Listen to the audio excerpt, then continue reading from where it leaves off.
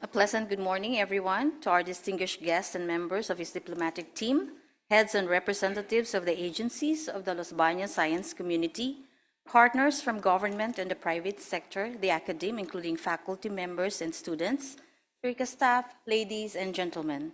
On behalf of the Southeast Asian Regional Center for Graduate Study and Research in Agriculture, it is my great pleasure to welcome you to the fourth session of SEARCA's newest knowledge-sharing platform, the Meet the Diplomat series. This morning is quite meaningful as we are honored to welcome His Excellency Dr. Lai Thai Binh, Ambassador Extraordinary and Plenipotentiary of the Socialist Republic of Vietnam to the Republic of the Philippines. Welcome, sir. We sincerely thank His Excellency and the Embassy of Vietnam in the Philippines for partnering with us in this fourth session of the Meet the Diplomat series. The Meet the Diplomat series, or MDS, is anchored on SEARCA's 12th five-year development plan themed Sustainable Transformation of Agricultural Systems through Innovation in Southeast Asia, or Sustain Southeast Asia. Through this initiative, SEARCA provides a strategic platform where foreign policy priorities and regional agricultural and rural development goals can be meaningfully aligned. But before we proceed with our formal program, please allow me to share a few reminders. Kindly ensure that your mobile phones are switched to silent mode. The program will consist of our honorable guest's presentation, followed by a moderated open forum, and we respectfully request everyone to remain seated during the formal proceedings. Thank you very much. So to open this fourth session of the Meet the Diplomat series, may I invite the Center Director of SEARCA, Dr. Mercedita Zumbilya, to deliver her welcome remarks. Ladies and gentlemen, let us all welcome Dr. Zumbilya.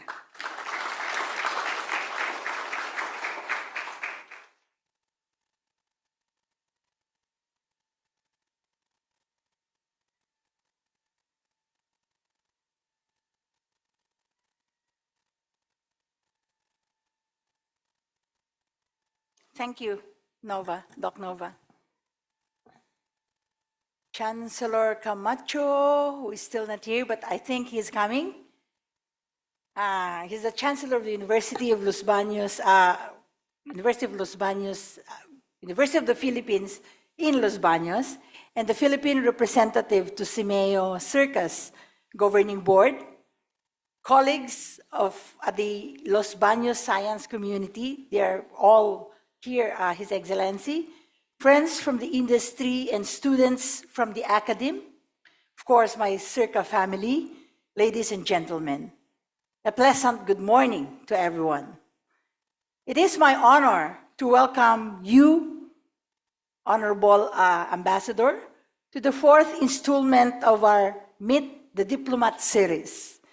Your presence today affirms SEARCA's conviction that science and diplomacy are not separate pursuits, but interconnected forces that drive sustainable development. We are especially delighted to host you, His Excellency Lai Thai Binh, Ambassador of Vietnam to the Philippines. Your Excellency, thank you for gracing us with your presence and for accepting our invitation to share your insights with us. Vietnam's journey is one of resilience, innovation, and agricultural excellence. From confronting food security decades ago, Vietnam has transformed into a national that not only feeds the people, but also contributes significantly to global supply. Vietnam's immense contribution to food security are evident in several features. One, as a powerhouse in food security, Vietnam today stands as the world's second largest coffee exporter.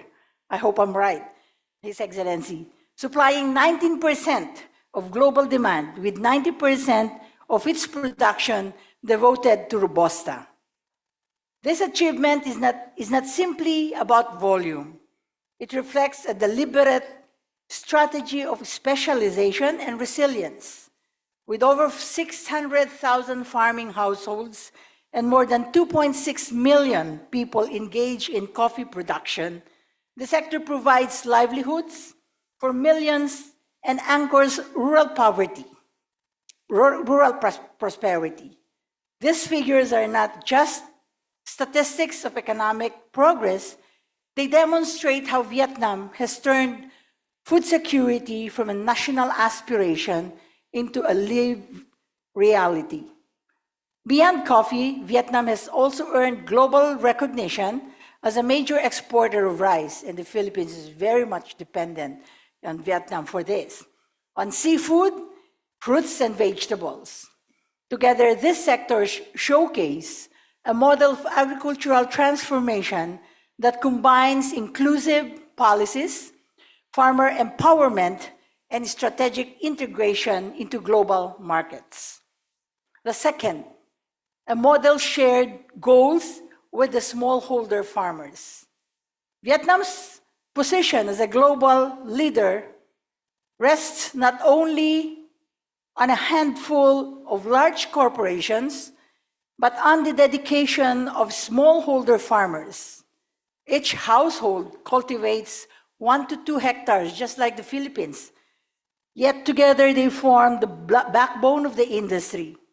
By enacting laws that granted land to these families, the Vietnamese government gave smallholder farmers a fair chance to build their own farms and futures. This inclusive model ensures that benefit of growth is widely shared. Coffee exports generated $8.4 billion in 2025 alone, revenues that reach households across the countryside, steadily increasing farmer incomes and reducing poverty. What emerges is not only a thriving export sector, but a powerful driver of national development and food security.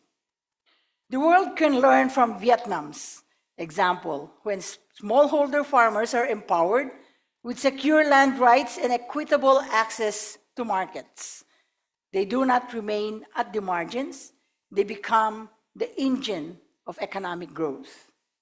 Number 3, in harnessing science and technology. In Vietnam, smart farming models, digitalized farms, and precision agriculture are rapidly gaining grounds. The success of these initiatives is rooted in timely policies supporting that strengthened land rights, supported by value chains, and encourage technological adoption. With this foundation, farming practices have evolved beyond simply maximizing outputs to enhancing quality and building stronger and more resilient value chains. This transformation has not only improved competitiveness within Vietnam, but also elevated the standing of Southeast Asian agriculture in global markets. By combining inclusive policies with innovation, Vietnam demonstrates how science and technology can turn agriculture into a driver of both sustainability and international competitiveness. These achievements remind us that agriculture is not simply about food. It is about dignity, opportunity, and shared prosperity. Vietnam's experience offers lessons for the region and the world that inclusive policies, innovation, and resilience can turn challenges in agriculture into engines of growth. SEARCA recognizes the immense value of this dialogue, His Excellency. Today's exchange is not only about celebrating Vietnam's success, but about building bridges through joint scholarships, technical cooperation, partnerships, and policy dialogue. We believe that the challenges facing agriculture and rural development cannot be solved by one nation alone. They demand collective action, shared knowledge, and mutual trust. Your Excellency, we look forward to hearing your perspectives. May this conversation be not only to strengthen the collaboration and partnership we have already established, but also to open new pathways we can continue to work on together in fulfillment of our shared commitment to a South Asia that is food secure, that is not only food secure, but a food supplier of the world and of the region to remain inclusive, sustainable, and prosperous to all. Maraming salamat po. And again, a warm welcome and a good morning to everyone.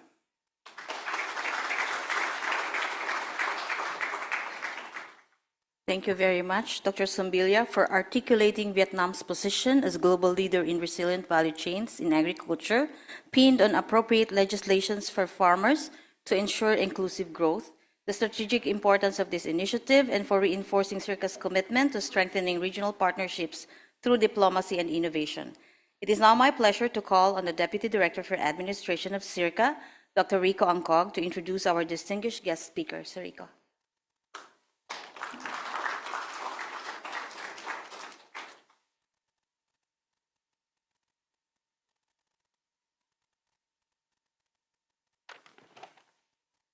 Indeed, it is truly a pleasure to introduce our honored guest speaker today, His Excellency Dr. Lai Tai Binh. He is the Ambassador Extraordinary and Plenipotentiary of the Socialist Republic of Vietnam to the Philippines. He is a career diplomat with extensive experience in international relations and economics and regional security.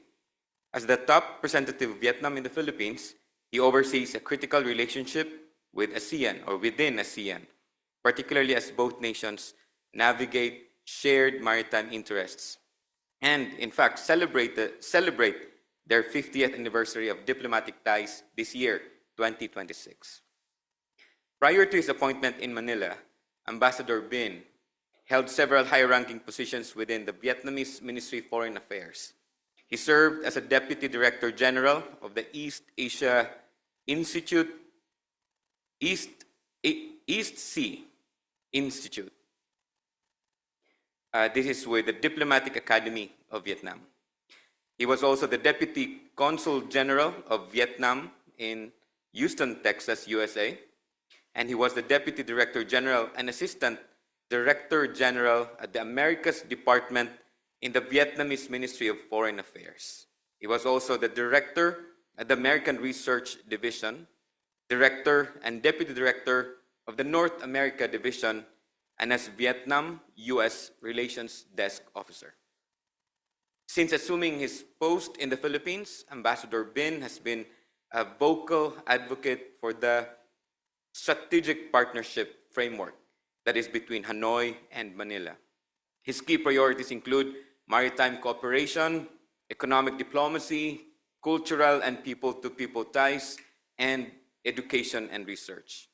Ambassador Binh possesses a strong academic foundation in both economics and diplomacy, being a holder of a PhD in international relations from the Diplomatic Academy of Vietnam and a Bachelor of Arts in International Economics from the Hanoi Foreign Trade University. Ladies and gentlemen, it truly is an honor to welcome our honored guest speaker, His Excellency Dr. Lai Tai Binh. Sir.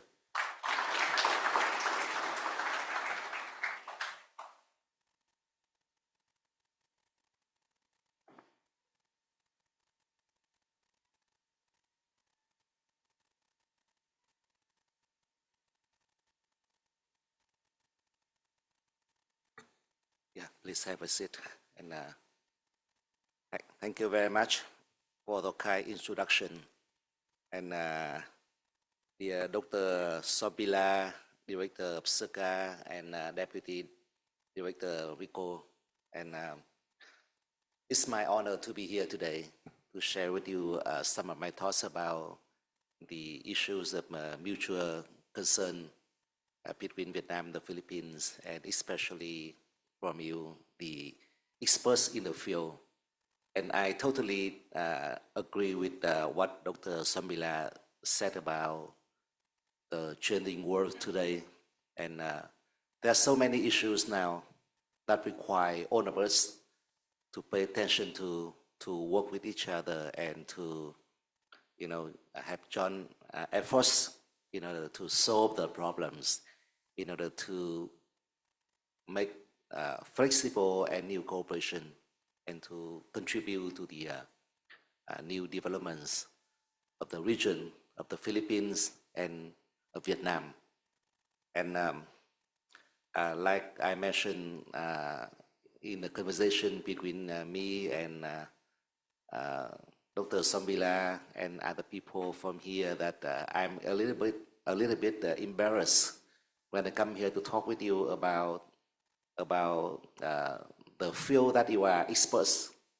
And I wish that I would be the audience today and listening to you in order to have further mutual understanding of the field and to understand more about what you are doing here, what you are caring about, and how we can proceed in order to advance the connection between Vietnam and the Philippines in the agricultural industry. But I try my best to deliver some messages from my limited perspective, from the perspective of diplomats and government officials of Vietnam. And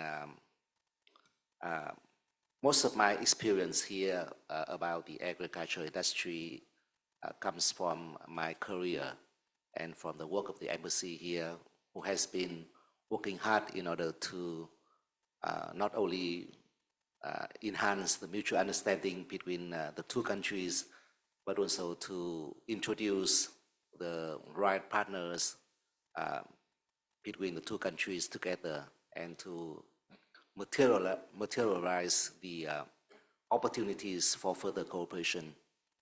And I must say that first of all, I'd like to say thank you for my staff, my secretary, for working hard in order to solve a lot of problems arising out of the cooperation between Vietnam and the Philippines in the area of agriculture.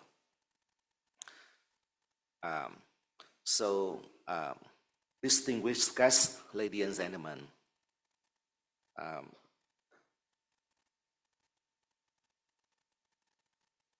we understand that the Southeast Asian Regional Center for Graduate Study and Research and Agriculture is a leading institution that has contributed meaningfully to advancing agricultural knowledge and cooperation across our region. And it's my honor to be here to discuss with the experts, scientists, and researchers about the agriculture of Vietnam and the future for our cooperation in the field.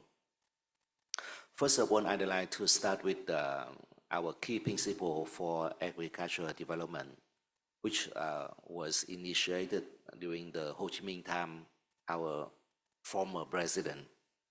So from the very beginning of our nation's founding, our beloved President Ho Chi Minh instructed, if our farmers are prosperous, our country will be prosperous. If our agriculture thrives, our countries will thrive. He also emphasized nature has given us land, water, forest, sea, and climate to live on. We must know how to preserve, respect, and develop them. These guiding principles have shaped Vietnam's vision of prosperous agriculture, wealthy farmers, and sustainable rural development. And as you know, Vietnamese history has been full of wars. And so our country had to suffer from a lot of difficulties, food security, poverty, and a lot of other issues. And so certainly agriculture is always one of our most important issues that we always pay attention to, and we always try to improve our agriculture and how to enhance cooperation with other countries in the field. And those teachings from our president Ho Chi Minh was not only theoretical, but were tested and proven throughout Vietnam's modern history, particularly in terms of the greatest difficulty. Looking back at the years of war, that is our most recent war recently was from 1945 to 1975. Despite immense hardship, agriculture sustained both production and national defense, ensuring that the economy had sufficient food and manpower for the front lines. And after the reunification in 1975, in the face of severe economic difficulties, agriculture was prioritized as the foundation for stabilizing livelihoods. Production was gradually restored and basic food security was re-established by the late 1970s. And I must say that when I was small, Vietnam was a poor country. And we look at other countries, not only the developed countries, but also ASEAN countries. It was our dream to become one of you. And we try our best in order to improve our condition, first and foremost via the development of agriculture. But however, the centralized and subsidized management mechanism after the war revealed limitations, including low productivity and persistent shortages. And in response, the Communist Party of Vietnam introduced key reforms in the 1980s and the 1990s, notably the Contract Farming Scheme 100 in 1981 and the Contract Farming Scheme 10 in 1988 and the Land Law in 1987 and in 1993, along with programs to restructure crop and livestock production to apply science and technology and build new rural areas. So let me explain a little bit to you what is the contract farming scheme, because it's very popular in Vietnam, but it is a little bit difficult for you to understand. So in the past, when we have a very centralized economy, everything was planned and decided by the central government. And the farmers work for the cooperatives according to our plan, and sometimes, like top-down approach. And so the farmers just work for, like some organizations, not for their own. And the benefits distribution, the profits distribution was also decided by the central organizations or even the central governments. And productivity was very low. So one of our key reform was to liberalize the resources, the land, the manpower, the right to decide what to cultivate and how to distribute the products in accordance with the market economy principle. Yeah, of course, in Vietnam, we call it the socialist-oriented market economy. And that paved the way for a lot of other activities, and even the modernization process now in the agricultural field has been based on those reforms. And since then, Vietnamese agriculture has entered a period of dynamic growth. From a food deficit country, Vietnam has achieved food security and risen to become one of the world's leading agricultural exporters, with export turnover reaching over 62 billion US dollar in 2024, and several products consistently ranking among the top globally, including rice and coffee, as Dr. Sobila mentioned, and other agricultural products as well. However, as we move forward, the question is no longer how to produce more, but how to produce better, more sustainably, more efficiently, and with higher value. It is in this context that Vietnam has developed a clear strategic framework built upon three interrelated pillars. So, another way of saying is that we adopted three important documents about how to develop agriculture, and we think that those three pillars are interrelated and somehow are dependent on each other. First, we are advancing ecological agriculture. This means shifting away from resource-intense practices toward more sustainable and climate-resilient systems.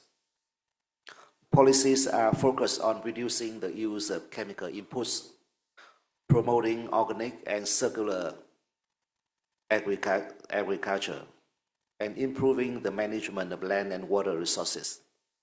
In vulnerable regions such as the Mekong Delta, particularly emphasis is placed on adapting to climate change through diversified cropping system and low-emission product models. You know, the Mekong Delta is one of our most important rice production areas and other agricultural products. But we are facing with a lot of important issues in the Mekong Delta, especially the climate change, the sea level rise issue, and a lot of other agricultural issues as well. And it's like here, when I travel outside of Manila, I found out that there are many empty land. I don't know why, but partly because the farmers or the owners do not have enough incentive to utilize their land for production or for further developments with their land. They just leave the land empty and go for other work. And in the Mekong Delta, once in the past, we had the same problem. So we are thinking about advancing ecological agriculture for very long-term development. And second, we are promoting modern rural development. Rural areas are no longer viewed solely as spaces of agricultural production, but as integrated economic and social communities. Through the National Target Program on New Rural Development, Vietnam has made significant progress in upgrading infrastructure, improving access to public services, and narrowing the development gap between rural and urban areas. The objective is to create rural regions that are not only productive, but also livable, connected, and inclusive.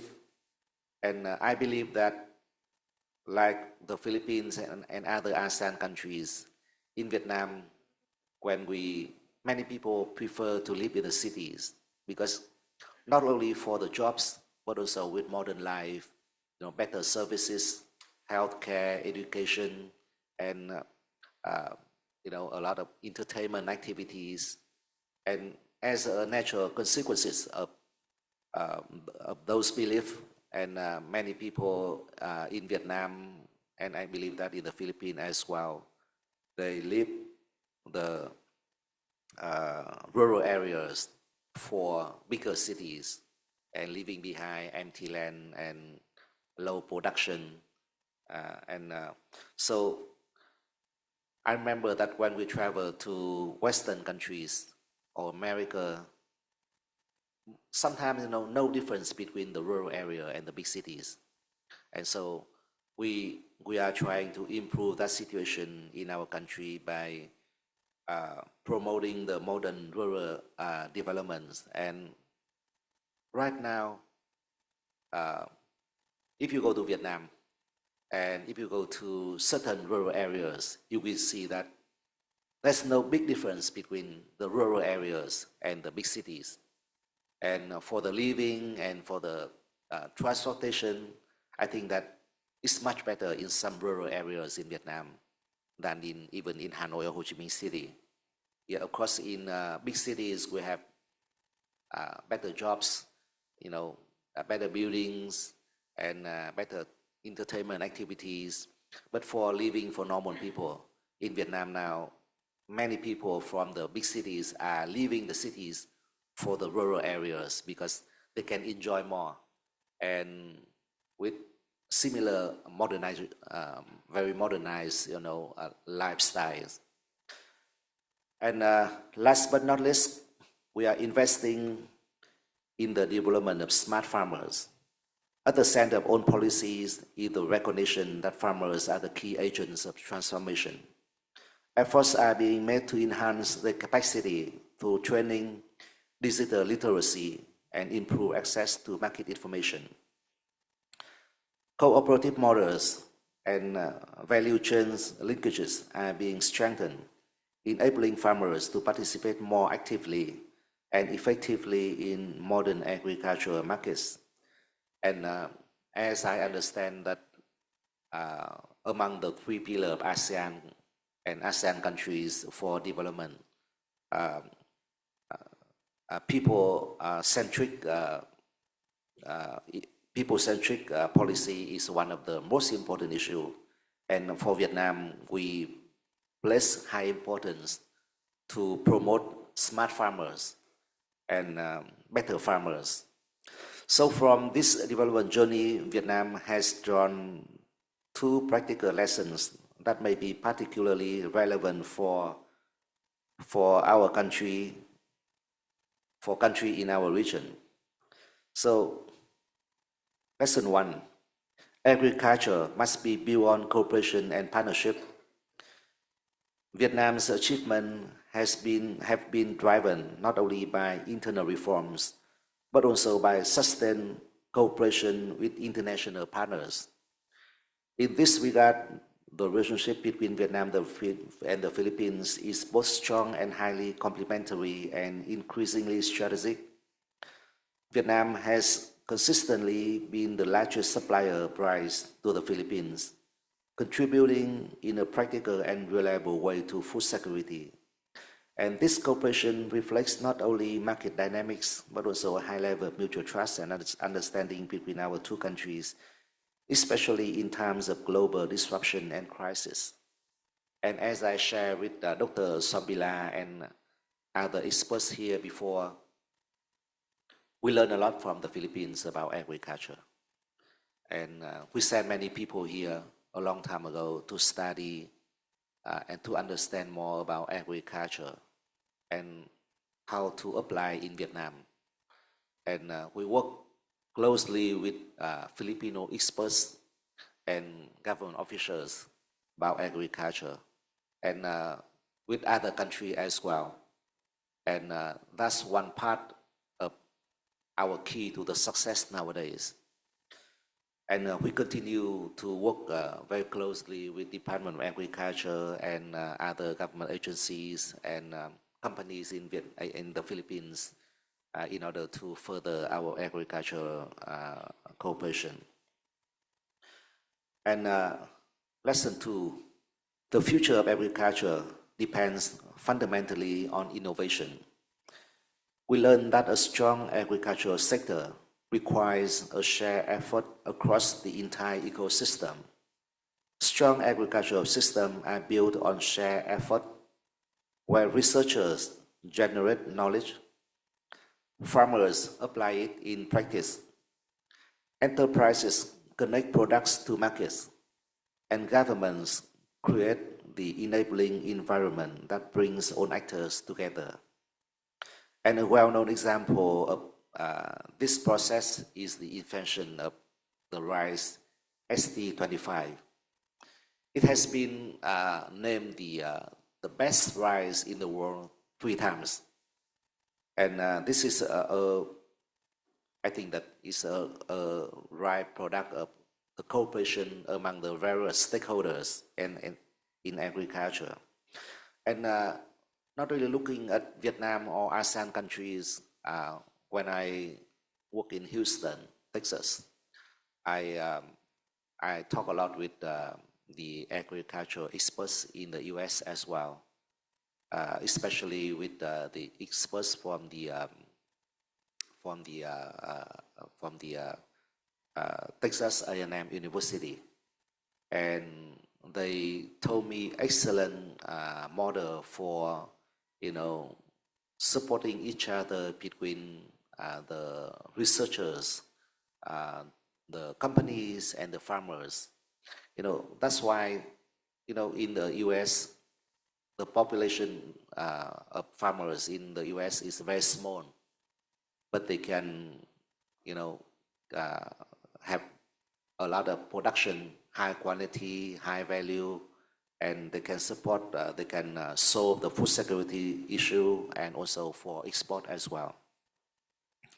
So looking ahead, cooperation and in agriculture between Vietnam and the Philippines can go beyond trade towards research, innovation, and human resource development. Filipino students and researchers can engage with Vietnam in fields such as rice research, aquaculture, climate adaptation, and digital agriculture. At the same time, Vietnamese institutions can benefit from the Philippines' strong experience in agricultural education and community-based development. Strengthening collaboration between SEARCA and our university and research center would therefore be mutually beneficial. Joint research programs, academic exchanges, and policy dialogues can contribute to building a shared knowledge base for the region. And in doing so, we move closer to a truly integrated ASEAN approach to agriculture development. So, ladies and gentlemen, agriculture today stands at a critical juncture. It must respond simultaneously to the pressure of climate change, resource constraints, and market uncertainty, while also meeting rising demands for food quality and sustainability. We are convinced that our goal cannot be achieved alone. It requires partnerships, trust, and shared commitment. As Vietnam and the Philippines approach the 50th anniversary of the diplomatic relation between the two countries in this year, there is a clear opportunity to elevate our cooperation to a new level. And ultimately, the message remains simple. A strong agriculture requires shared effort. When farmers prosper, nations prosper. And when no country is left behind, sustainable development can truly take the root. Thank you very much for listening. Maraming salamat po.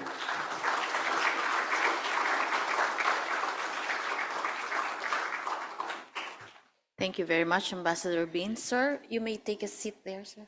Please have a seat there. Thank you, Ambassador Binh, for your insights on Vietnam's strategies for sustainable agriculture and rural development, offering valuable examples and practical approaches that can inspire and inform our efforts toward building more resilient, inclusive, innovative, smart, and people-centered agricultural systems in the region. So I will join you there.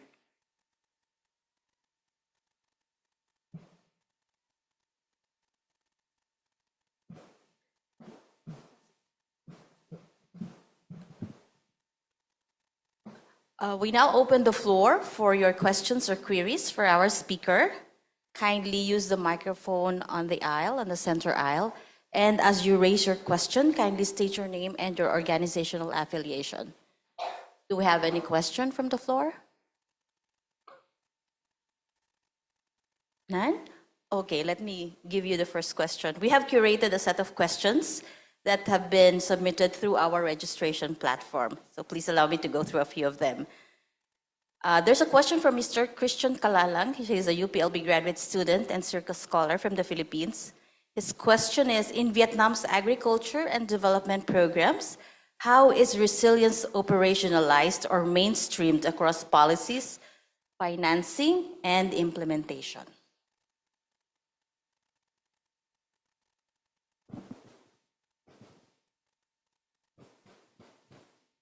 Hello.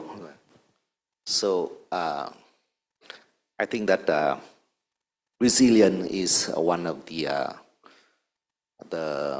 most beloved words today in a lot of areas, we are facing with like many people said that the world nowadays is very volatile to many challenges in all areas, and agriculture certainly is one of those areas. And we are facing with a lot of things, climate change, and shortage of farmers, and not adequate innovation to agricultural development, and not enough international cooperation. So in Vietnam, resilience is also one of the biggest issues for the government and the farmers and the agricultural organizations. And at the policy level, we adopted the strategy for sustainable agriculture and rural development for the period between 2021 and 2030. And I don't know whether I should talk about this or not, but in Vietnam, policy is very important. And of course, everywhere. But for our system, we have an advantage of, having a very sustainable and consistent system of policies. Sometimes we just make a joke that we never change the policy, whatever the government. And it's just a joke, but actually it is. We usually talk about that to emphasize the fact that once we have a policy, we follow the policy. We implement the policy in accordance with our regulations for a very long time, consistently. And it's very different from some countries, I must say. And it gives a very good foundation for the mutual understanding, not only among the farmers, but also the policy makers, the government officials. So we know how to motivate the farmers. How to allocate the funds and international cooperation or market-oriented programs to support the resilience in the agricultural development. And at the financing level, we know that, as Dr. Sobila said before, we cannot work alone. So in the past, we depend. We let the farmers, depend a lot on their own, or certain organizations or agencies for the financing. But nowadays, we try to motivate the cooperation among the partners within the society. We promote better connections between the farmers and the banks and the companies and the exporters in order to give them, better finance conditions. And we try to connect the domestic players with the international partners in order to have a long-term balance and sustainable financing in order to support the resilience in the agricultural industry. And last but not least, I think that at the implementation level, the most visible example is the 1 million hectares of high-quality, low-emission rice in the Mekong Delta by 2030. As I mentioned before, the Mekong Delta is also facing with a lot of difficulties, especially with the sea level rise. If we don't do anything now, the Mekong Delta will disappear in the next few decades. So we have to do a lot of things there. And one of the most important programs that we are doing in the Mekong Delta is to develop 1 million hectares of high quality, low emission rice in the Mekong Delta. So with that objective, it's very important not only to ensure the food security production, but also to develop the high quality rice, and also with the revenue from the products, we can have better financing condition to protect the land from the sea level rise and from a lot of other issues. So all of those things are very important to achieve the resilience in the long term, and that's just one example of how Vietnam are working hard in order to promote the resilience in agriculture. Yeah. Thank you, sir. So in terms of resilience, the Vietnam government is operationalizing it through sustainable and consistent policies, connecting domestic with international partners, and implementation of technology underground, such as high quality, low emission rice. Okay. So do we have questions from the floor? Yes, sir, please.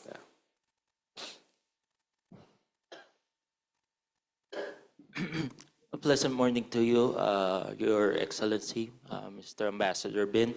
I'm Gabriel Carlos I. Moreno. I'm currently an undergraduate student from the College of Economics and Management at the University of the Philippines, Los Baños. Thank you for your insightful speech. It's a very comprehensive speech given for the state of the agriculture and for your outlook in our partnership. Mr. Ambassador, I know you're not an oracle or a predictor of sorts, but I just want to hear your thoughts regarding my question. Given the unsurmounting challenges of climate change, like you've said earlier, and also the geopolitical and economic uncertainty present in our world today, where do you see the Philippines and Vietnam's strategic partnership in the next year or even in the next decade? And for my second question, what challenges are you aware of that our countries need to work on? These are all my questions only. Thank you. Okay. Okay.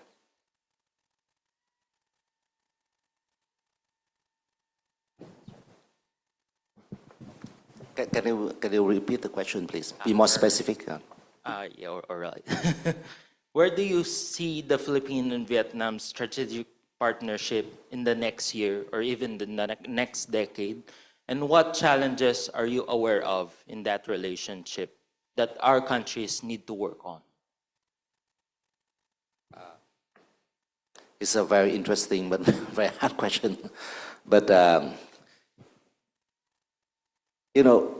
first we talk about the similarities between our two countries first. That's a very important foundation for the strategic partnership between the two countries.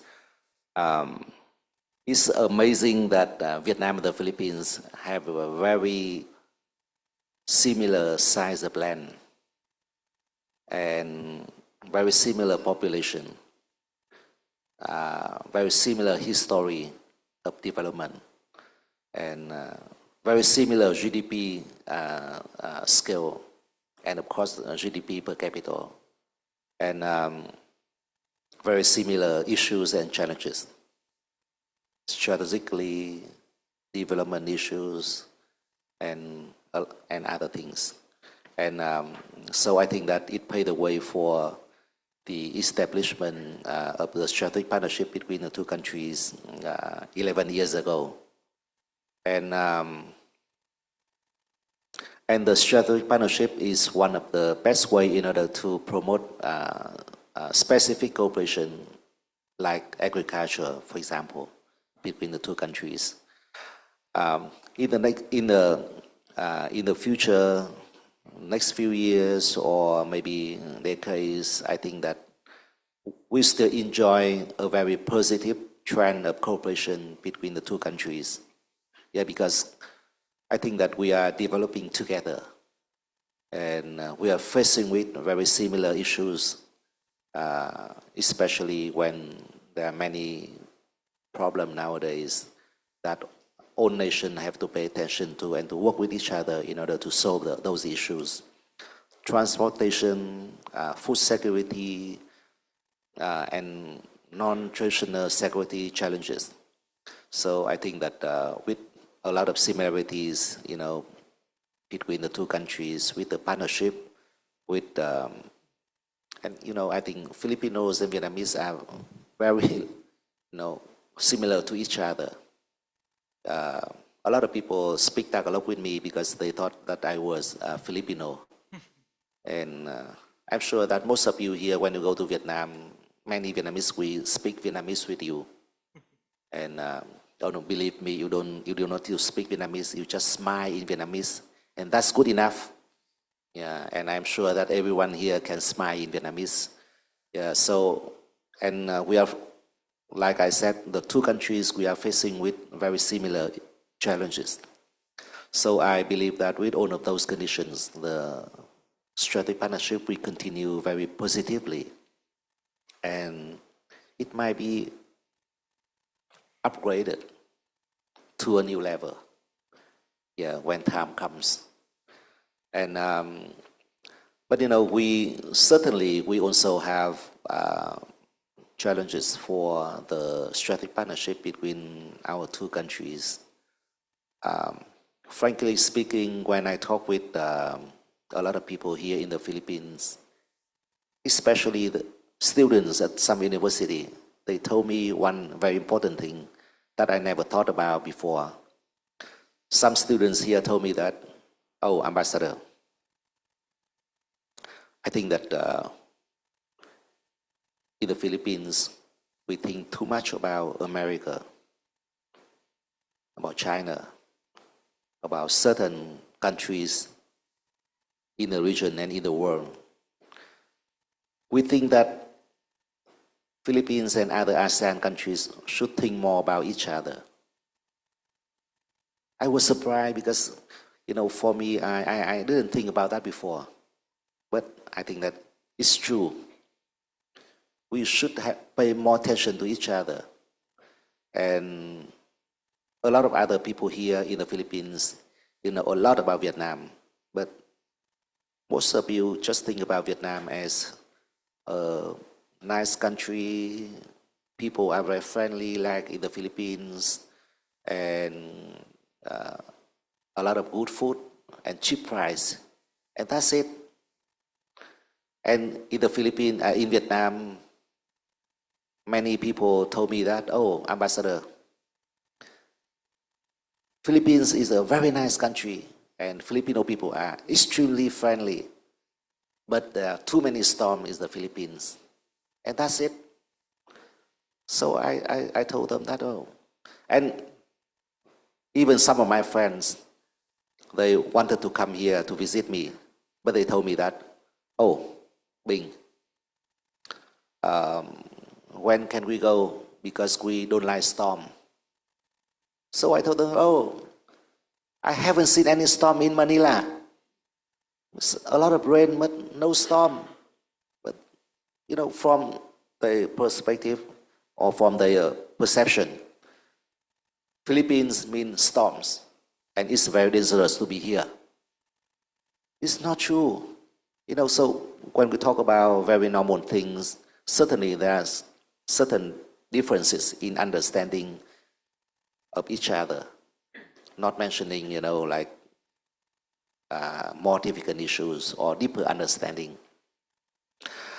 Second thing, I think that nowadays, because the geopolitical issues are very complicated, and all countries have to pay a lot of attention to those things, and somehow,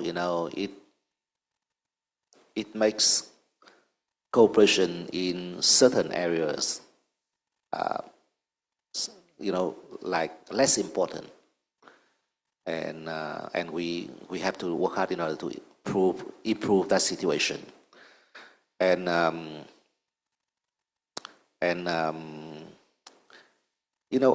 think that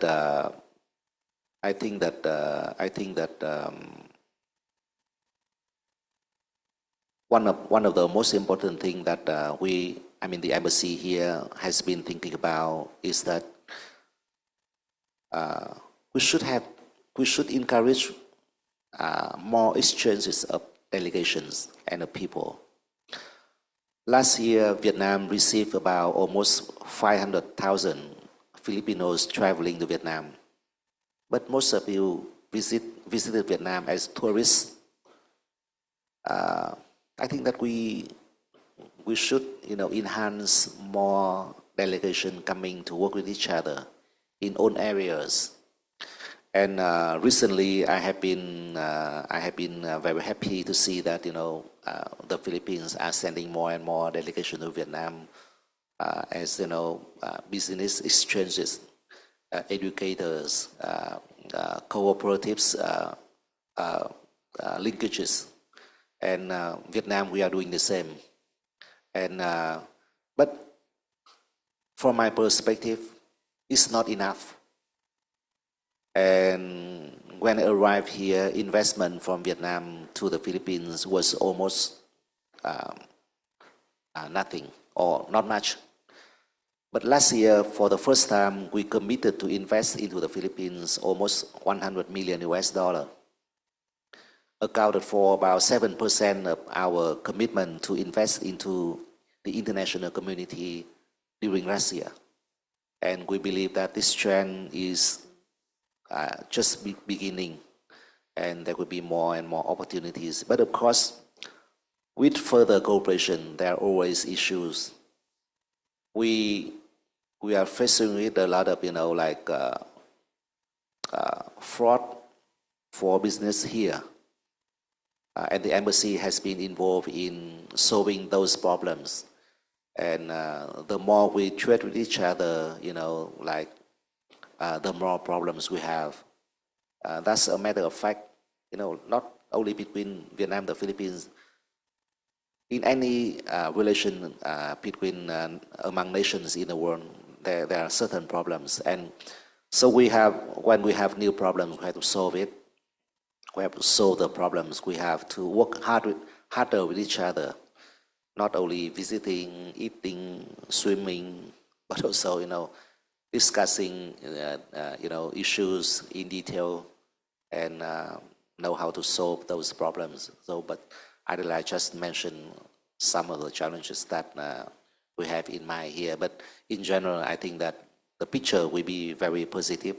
The future between the cooperation between the two countries will be very positive. Thank you. Thank you for the remarkable response, Mr. Ambassador. We wish you the best. Thank you, Ambassador Binh. I have here another question from our online registrants. This is from Mr. Bontok Vom. He's a UPLB graduate student and also a SEARCA scholar from Cambodia. His question is based on Vietnam's experience. What key sustainable agriculture practices and policies can be adopted by other Southeast Asian countries to improve rural livelihoods while addressing climate change? From Mr. Bontok Vong. And this is a very interesting question because all of us are suffering from climate change. Yeah, I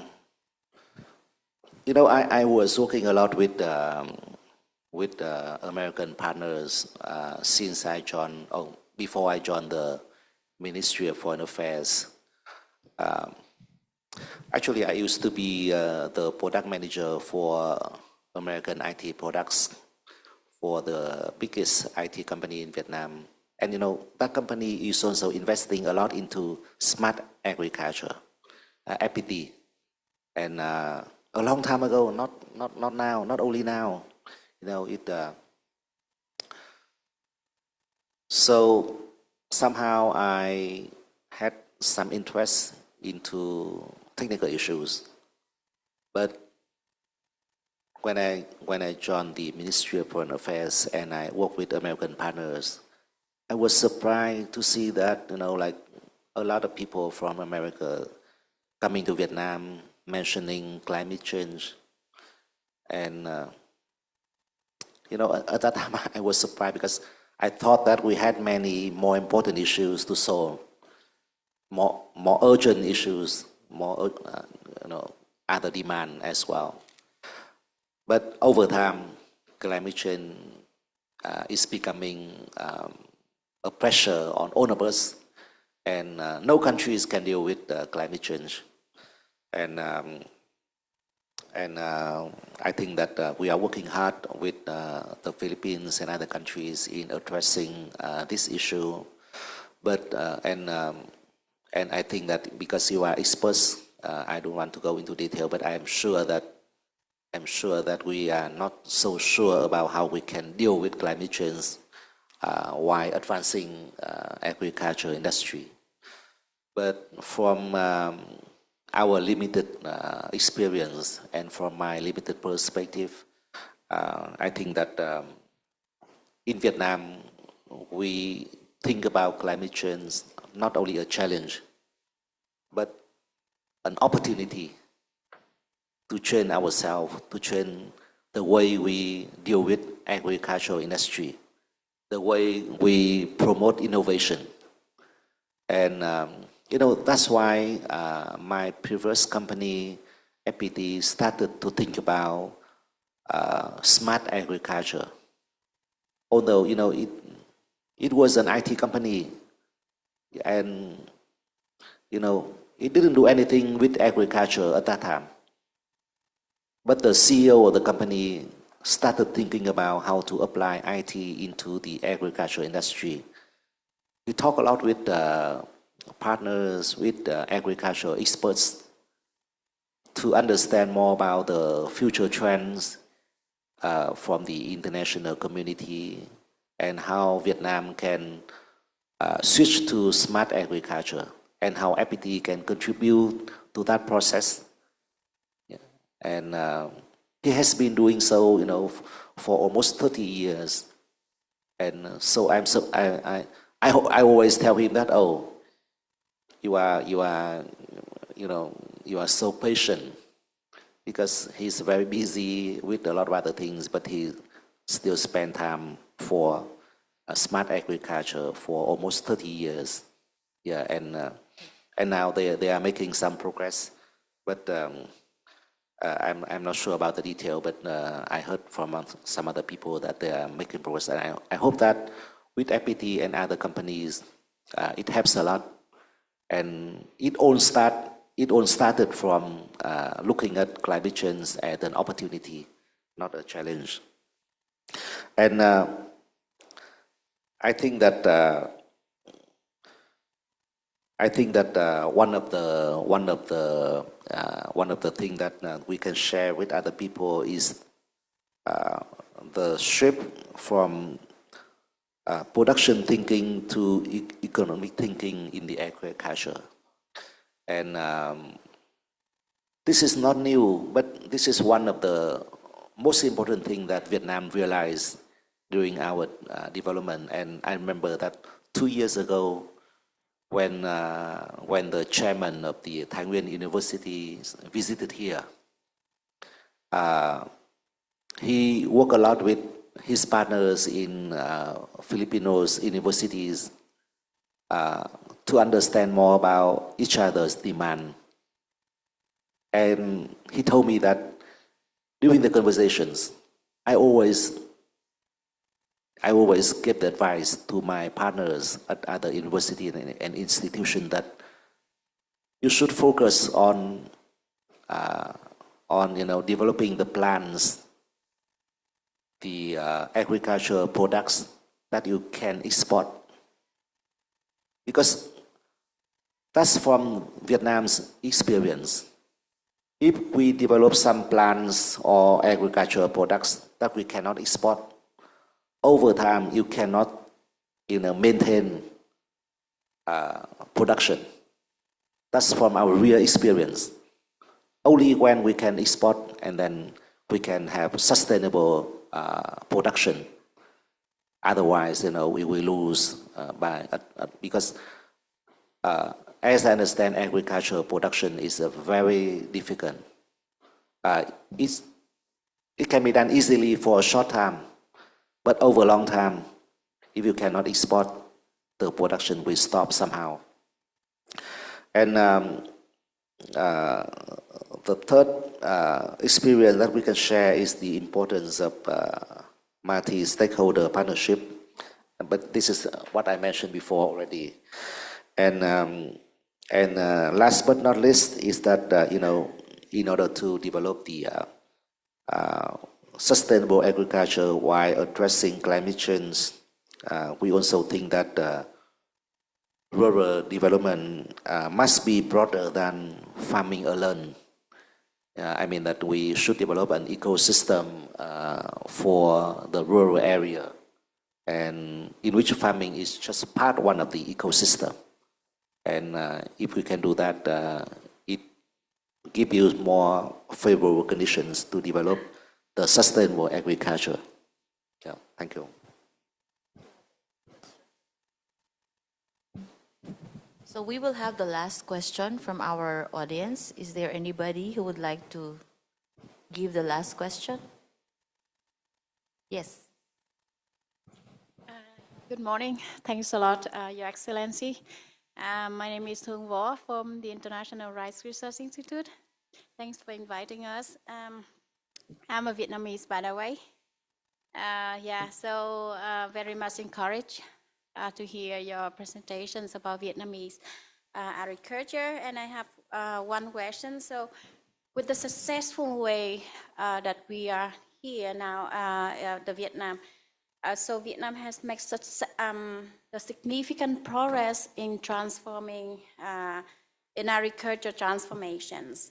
And what do you think the most important lesson learned that that can be transferred to other countries, for example, the Philippines or other countries in Southeast Asia? Yeah, thank you very much.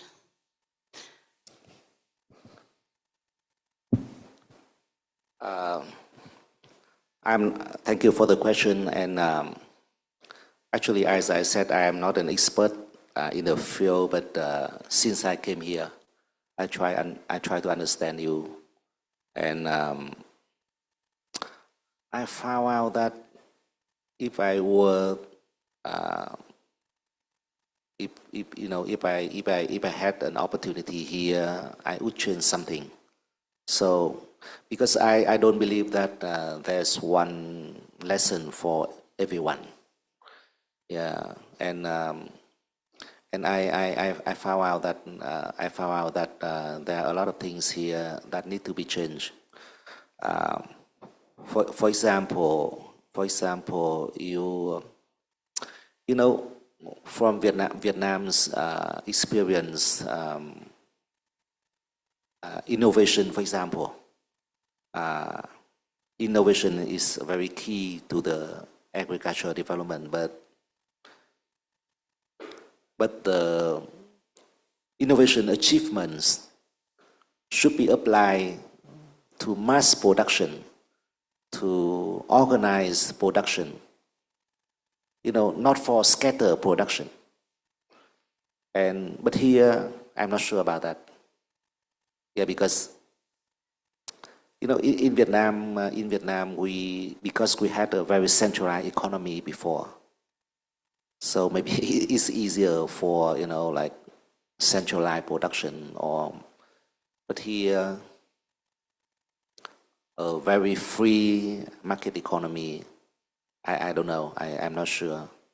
And the second issue that I think that's important is, you have to make an ecosystem, a supply chains from farm to table. And but for the supply chains here, again, I'm not sure, whether you can do it smoothly or not. Or in Vietnam, we have strong local governments, very good organizers for helping farmers to connect with the banks, with the exporters, with other people, multi-stakeholder. But here, I'm not sure. And last but not least, I think that for the land, for example, you made very important reform to the land a few decades ago.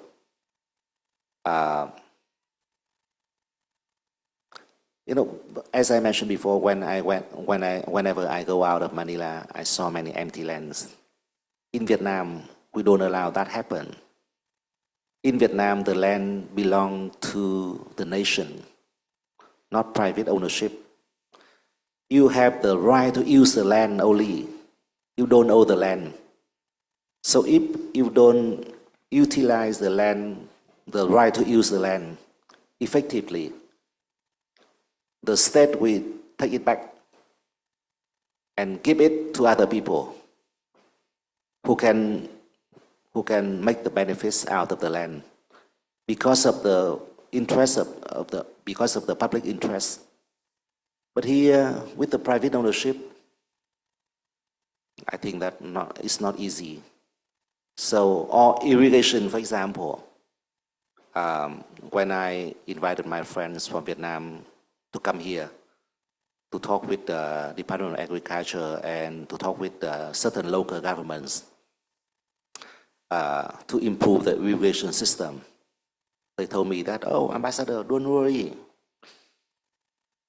The Philippines is very, very rich of natural resources. Very lovely country. We try to talk with the experts here. And yeah, because I didn't know much about that, I waited for, the outcome of the conversation between the Vietnamese experts and the people here. But then after they talked with each other, and I had a brief meeting with the Vietnamese experts, and they told me that, oh, Amba, we cannot do many things here because we talk with the local governments and about irrigation, but they didn't have any statistics on the water level over the years. How come? Because in Vietnam, we always have statistics. It's a required, it's a required activity done by the government, central government, local government. Yeah, but this is what I think. I'm not sure, but private ownership, who measure the statistics over the years? So it's very difficult. So I think that if I can discuss the most important experience from my limited perspective, I think that you have to look at the reality and know how to solve the problems from the ground of the reality here. And there's no one single lesson for everyone. That's what I think. Thank you. Thanks a lot. Thank you, Ambassador Binh, and thank you to our audience for that engaging discussion. At this point, we will now proceed to the awarding of the Certificate of Appreciation and a token of gratitude to Ambassador Binh for his valuable contribution to this fourth session of the MDS. May we call on Dr. Sumbilya and Dr. Angkok to the stage, please.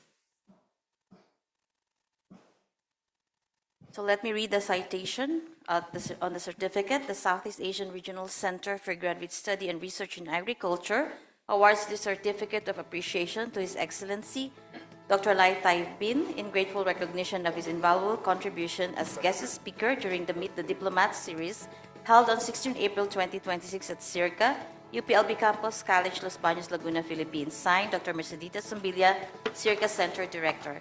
SEARCA is also presenting Ambassador Binh with a replica of our growth monument, which is a 12.5-foot high concrete sculpture consisting of 11 stylized human figures, closely linked internally on a square base plastered over with maroon tiles. The figures represent the 11 member countries of CIMIO, and the way the figures are linked symbolizes synergy and unity amid diversity. It reflects the collective effort of these nations working together toward a common goal of regional prosperity and serves as a powerful visual representation of the center's mission and the spirit of the Southeast Asian region. It is the work of renowned Filipino contemporary visual artist, Mr. Renato Rocha. And at this point, the Vietnam Ambassador Binh will also be presenting a token of appreciation to SEARCA.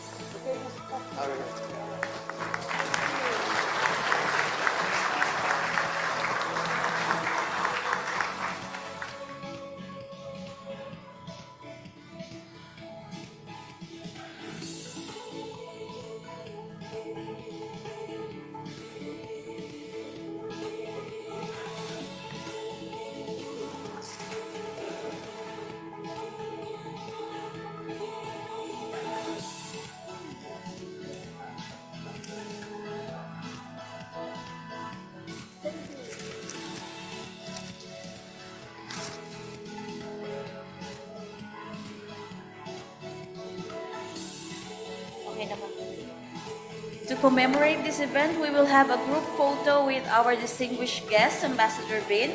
After the group photo, we request everyone to please return to your seats as we will continue our program. Kindly follow the guidance of our ushers for proper arrangement of the group photo.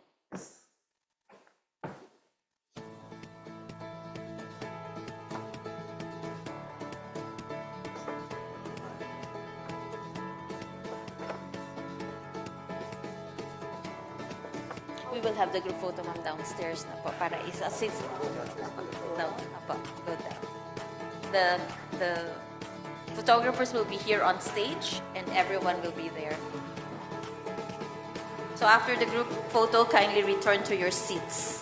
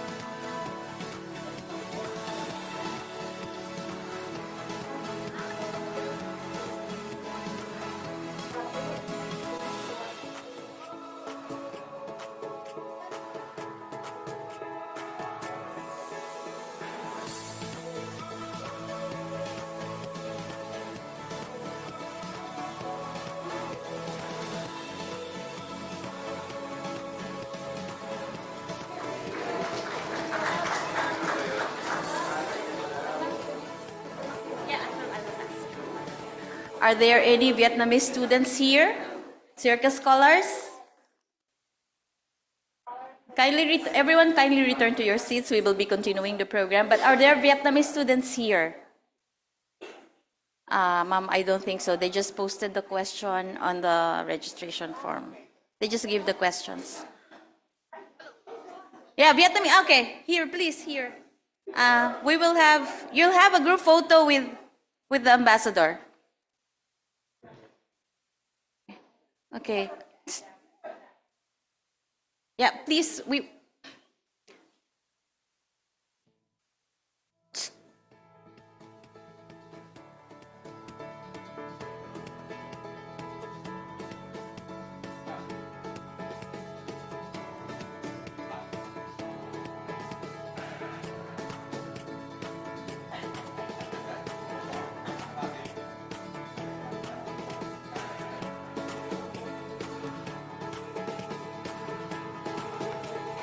Thank you, thank you.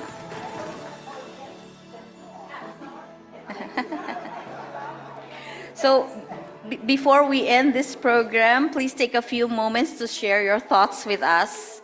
We value your feedback, and they are our compass on how we can do better next time. Kindly point your phone camera on the QR code on screen, and it will take you directly to our brief feedback survey. Kindly respond to our feedback surveys. We also encourage everyone to follow SEARCA on Facebook and like our LinkedIn page to stay updated on our programs, initiatives, and future sessions of the Meet the Diplomat series. Your continued engagement will help us further our mission of promoting sustainable agricultural innovation across Southeast Asia. Once again, good morning, everyone, and thank you very much for your presence and participation. This is Nova Ramos of SEARCA's Training for Development Unit, wishing you all a wonderful and fulfilling rest of the day. Thank you.